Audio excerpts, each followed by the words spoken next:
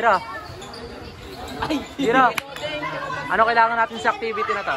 Open, test tube. Test tube. Tubig. Malaking kane. Magpapainit po sa ating test tube. Siya yun ay dikit. Tapos safety first. Ating gases, kailangan safety. Kailangan po natin siya idikit. Ano nga ba yung tawag dito sa activity na to? Dapat daw mabubutas. Ayan siya, oh. Diba? Nag-evaporate yung tubig. Eh, sabi nga, ayan, nabutas na. Nabutas na siya. Ayun, nabutas. Ayan, Ayan, di ba parang vulkan?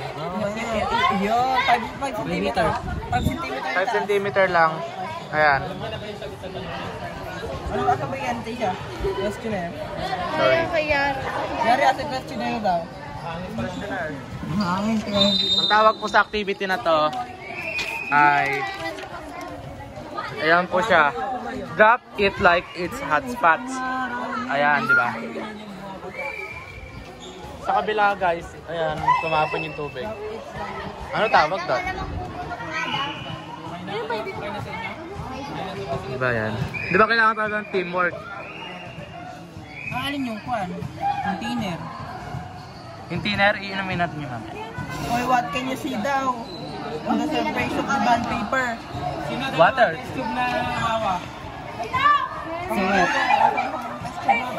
The part of ng bond paper na nakatapat dun sa test tube is Ha? Ayun yung sa inyo. let's say the paper represents the earth. Ay sir, ito pa po sir. Everything is represented by the water in the test tube. Lava. Magma. Yes. Ay, sorry. Ano yan? Tawag dito yung... At ayan, ayan. May sinasabi ko kanina. Evaporation. Di ba sila yung tubig eh? Di ba evaporation tubig din yun? Ayun yung sa kabila. Yung mga tubig sa ilalim ng lupa, pag sobrang init na, nag-evaporate. Ano nga ba yung nire-represent? Hiro! Hiro! Ano nire-represent ang activity na yun? Ito po ay naglalayo na masabi sa atin kung ano ang nangyayari sa ating Earth's crust. Kung ito daw po ay maraming tubig. At ang tubig daw po ay nagre-represent sa test tube, ano daw po yun? Ayan guys, kumbaga, ito yung ilalim ng lupa. Nag-iinit, tapos may tubig sa ilalim, tapos aangat siya sa lupa. Tapos ayan, magkakaroon ng pulse. Tama po ba ako?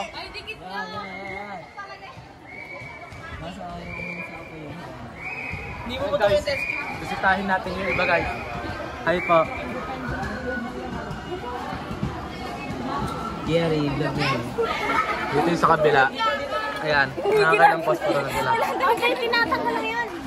Wait lang, angat nyo konti. Oo. Ayun mo lang sila. Nakadami na kami post.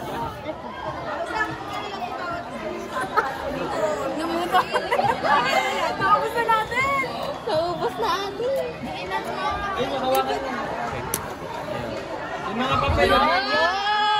Ayan, nag-a-apply siya guys. Ang galing.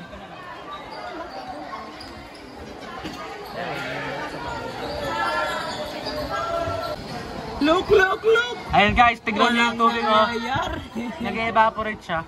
May nangyayari na! Sir, dapat po ba nakadikit yung paper dun sa pinakalo mo? Dapat kasi nakadikit eh. Wala Pagkatapos, nakadikit. una guys, nakadikit siya dito. Tapos after na mabutas, Sir, 5 kahit po 5 centimeter. kahit po nag-move, nakadikit pa din dapat.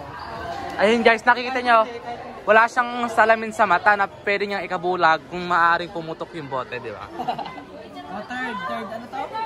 Ayan, humihinga. Ayan, nabutas na oh.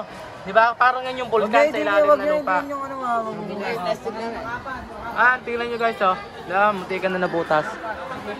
Ayan na guys. Ayan. Kung pumutok man yung bote na yun at tinamaan yung mata niya, malamang patay na po siya na yan. Hindi nyo na makita ang... Hindi nga. Pag naglagay ka. Ay, nabutas. Ito na yung panglima. Tagawag. Ito na yung panglima. Ayun yung panglima. Diba? Kumbaga ito yung Hawaiian siya guys. Ito yung bansa ng Hawaiian.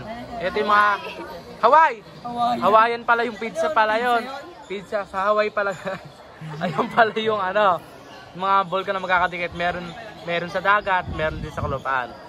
Ayan, butas na siya. Kasi napanood ko sa movie. Ayan. Ayun. Sagutan na natin. Ayun, magsasagot na kami guys. Babalik ako sa Iba-blow inyo. na ni Jiro. Ayan guys, may birthday dito. Oh, blow the candle. Tara na. Ayan pala guys, binibilugan pala ni Trisha para may pakita kung ano yung pinaka